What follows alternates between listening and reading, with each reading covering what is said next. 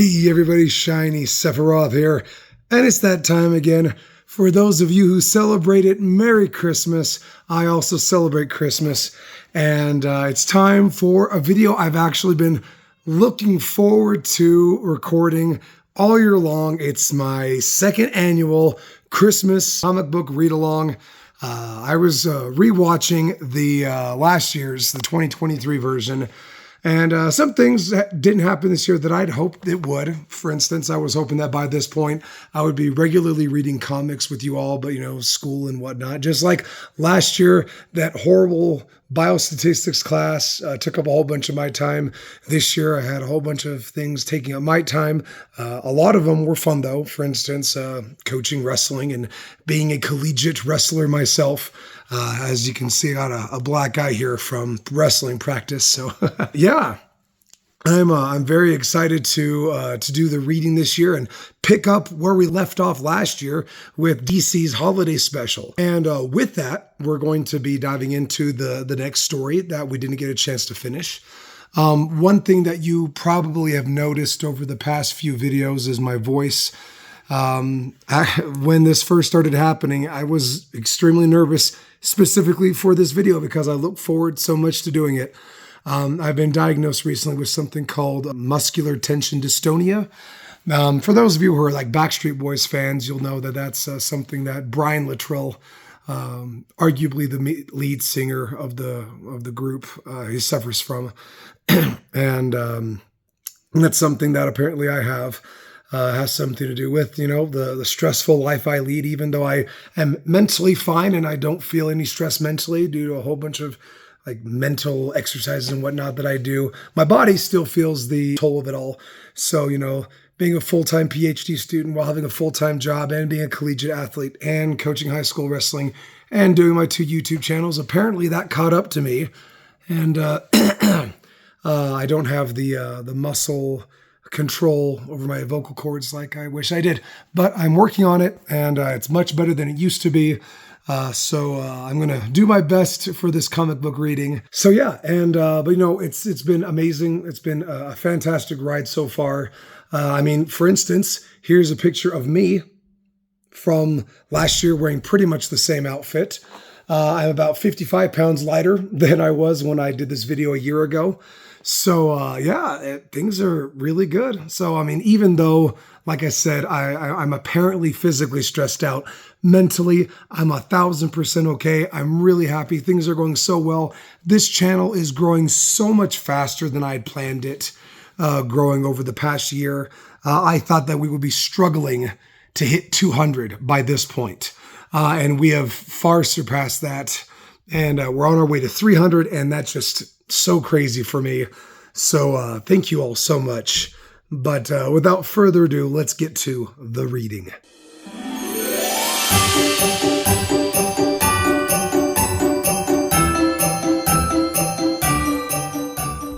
Superboy in for the dog who has everything. Script by Eric Esquivel. Layout by Dan Jurgens. Finishes and hi-fi colors by Norm Rapmund. And letters by Carlos M. Mangual. The Smith Family Farm, upstate.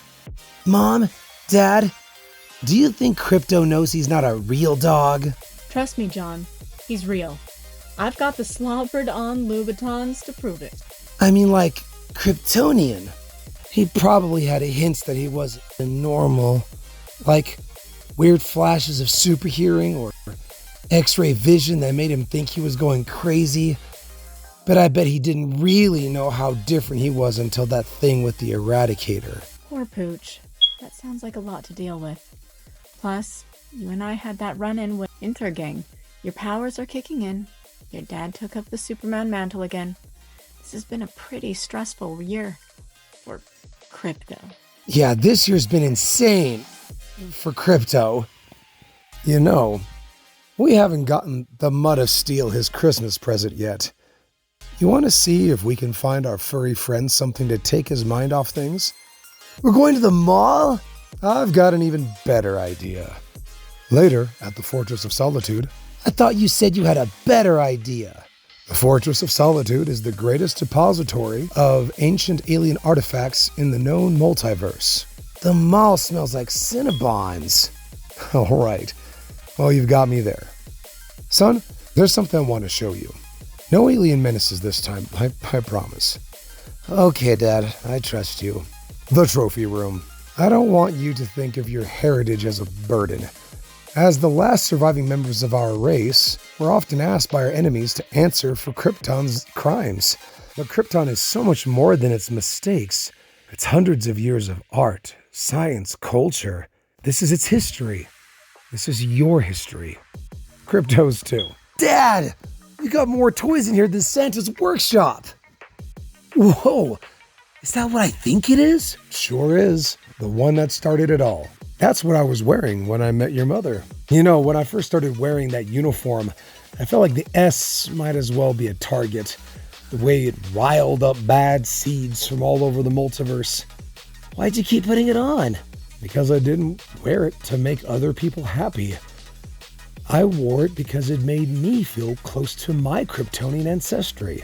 For all the powers I have, there are sounds of the Kryptonian alphabet I still can't get my mouth to make without unhinging my jaw with my hands first. Ha! I may have the bulletproof skin of Kryptonian, but I have the tongue of a Kansas corn farmer. For a long time, years after I earned the title Superman, I still felt like a fraud. I didn't quite know how to be a Kryptonian. I didn't quite know how to be an Earthling. All I knew how to be was myself. But you know what? That turned out to be more than enough. I have the coolest idea in the world. Mer? It's Dad's old belt from back when he was the only super guy. We used heat vision to shorten it down to collar size. I know sometimes, because you're not like other dogs, you feel like you're alone. But it's okay, I am alone too. And so is Dad. Maybe even Mom. But we're all alone together. I think that's what family is. I love you too, bud. Merry Christmas. That cute little story really brings home the reason for the season. Presents! Did someone forget to shop again this year? Not yet. Gimme.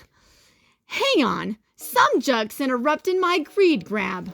This is to notify you that a gift in your name has been made to the Wayne Foundation Police Retirement Fund, with all best wishes for a happy holiday. Really? If Mr. Wayne were here, I'm sure he'd say, you're welcome. I got a couple of choice words to say to Mr. Wayne myself, but they'd only get me on the naughty list. And this time of year, you never know where old Santy might be lurking. I don't like the cold. See, I'm a chimp. The name's Bobo, but some folks call me Detective Chimp. And the cold is one of the best reasons to live in LA, far, far away from here. On the other hand, Bat seems to like it. Well, this Bat does. Cold's normal in his city. Not that we're talking about a normal city. In this city, things here jump the rails fast as they descend into madness. That's normal. In fact, it was just a normal night in the city.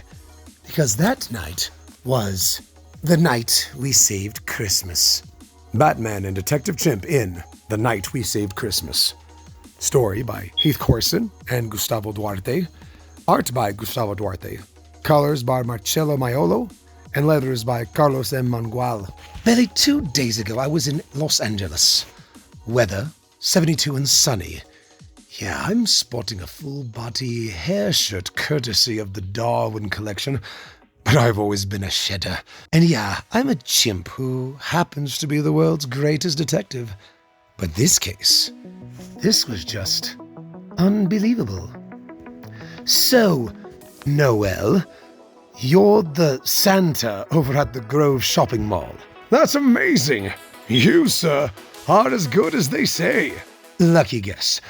What can I do for you? I've had to hire a ton of holiday staff and I sorta cut some corners on background checks. Afraid so. Turns out one of the new guys, Jimmy Fingers McFinnigan, stole my special prize-winning dog.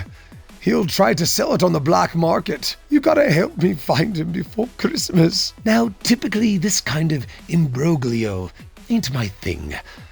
But it's the holidays in LA and the town has cleared out. Everyone's unhappily ensconced with their families. Everyone but me. So I work the case. Bad news. McFinnigan's as dirty as they come. Worked logistics when he henched for the calculator back in his hometown. Gotham City. It ain't easy to find someone in Gotham if they don't want to be found. Fortunately for me, I know a guy. This ain't him.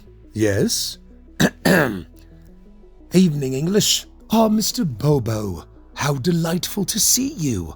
What brings you to this side of the country? Working for a living, Al. You know the drill. Indeed. Come in, come in. Perhaps a warm beverage?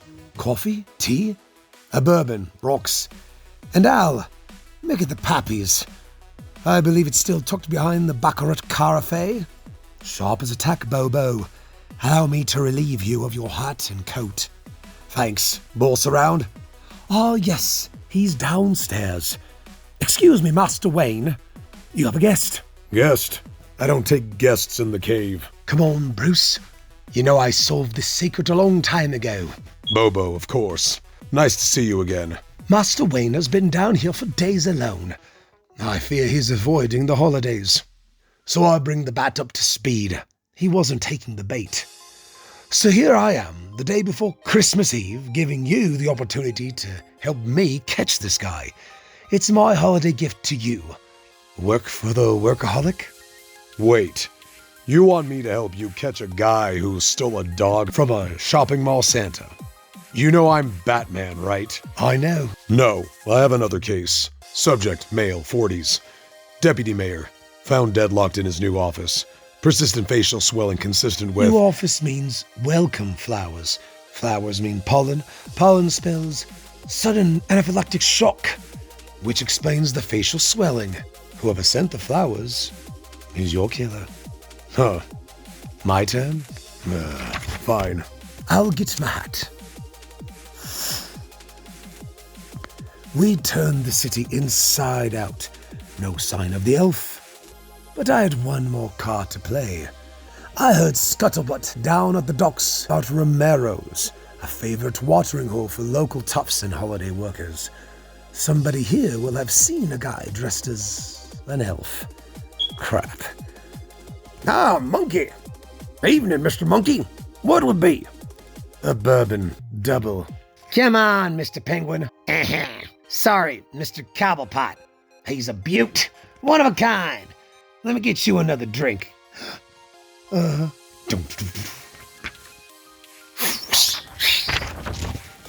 Enough. Ah, jingle bells. It's the bat. Freeze, fingers. Last chance. You shot Santa's elf. He's not an elf, just a thief who works part-time at a mall. Bobo? Don't worry, it was a warning shot I fired into the air. Then how? The blood. It's Campari. The moron's drunk wearing sneakers in the Gotham snow. He slipped, knocked himself out, and spilled his drink. Sometimes it pays to have friends in high places. Talk, don't talk, doesn't matter to me. All right.